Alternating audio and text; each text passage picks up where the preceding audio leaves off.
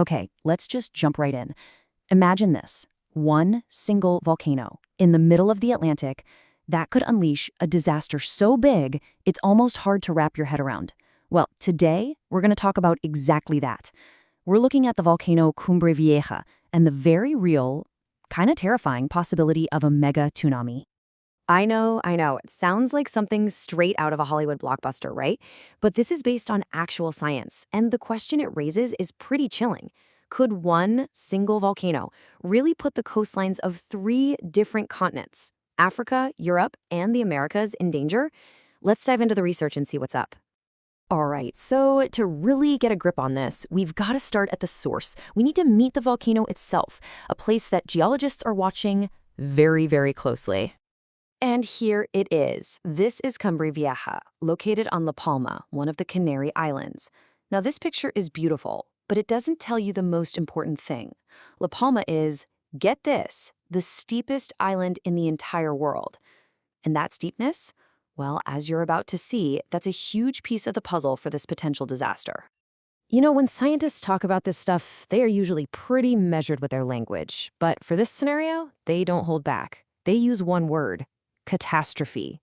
And trust me, that's not a word they just throw around. It means something big, something sudden, and something that causes a massive amount of damage. We're talking a disaster on a global scale. Okay, so you're probably wondering, how on earth does one volcano on a tiny island create a wave big enough to cross the whole ocean? It sounds impossible. Well, let's get into the science of it. Let's break down how this could actually happen. Now, the first thing to understand is that the biggest threat here isn't what you'd normally think of with a volcano, lava flows or giant ash clouds. Nope. The real worry is the volcano's stability. Basically, one whole side of it, the western flank, is unstable. It's kind of just sitting there. And the big fear is that a powerful enough eruption could be the final nudge that shakes that entire chunk completely loose. And when we say collapse, we're talking about a sudden, total failure of the mountainside.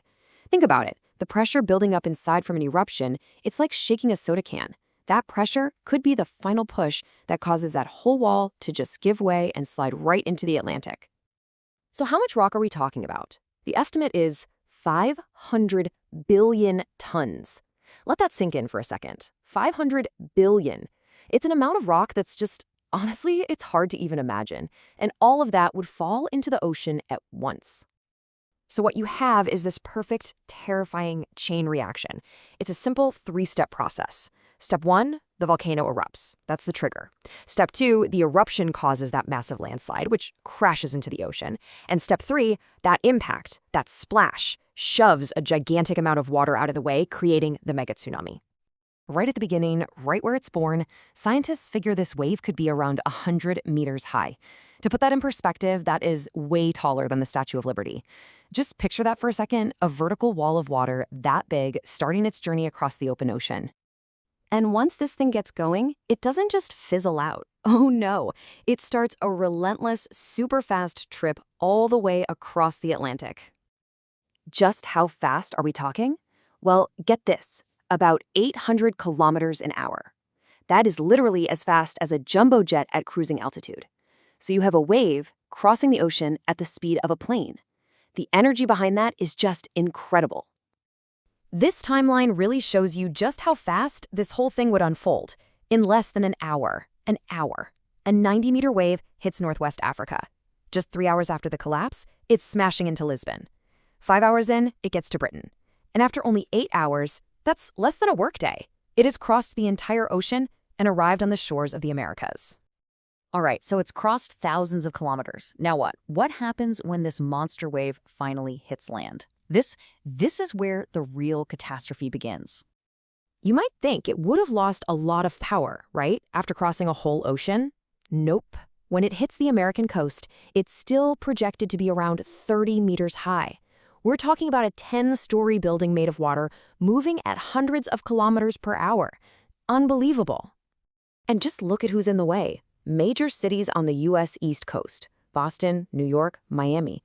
The entire Caribbean, with all its beautiful low-lying islands. The coast of Brazil. Every single one of them would be facing a level of destruction that's, well, it's hard to even imagine. That impact, the force would be just staggering. It would just smash, a completely unstoppable wall of water hitting the shore.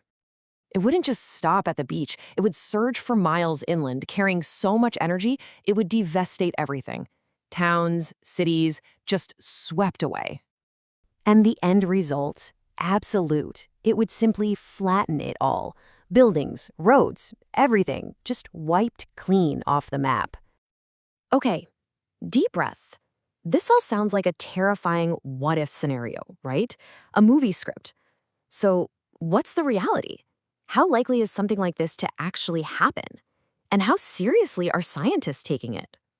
Well, there's a quote from the research that really sums up what scientists think, and it's pretty chilling. They say, it is not a question of if, but when. The geology of the volcano basically makes a future collapse inevitable. The only thing we don't know is when. And look, this is really important context. Just because it's inevitable doesn't mean it's imminent. This could happen in our lifetime or it could happen thousands of years from now. We just don't know. It's also worth pointing out that a smaller collapse could happen, which would create a much, much smaller wave. So, what do? We can't exactly stop a volcano from doing its thing, but we can be smart about it. We can prepare. And our best defense, really, is technology. We're talking constant 24/7 monitoring of Cumbre Vieja, tying that data into global early warning systems. Because if we know an eruption is coming, we'd have a warning. And that warning could give authorities time to get evacuation plans in motion and save who knows how many lives.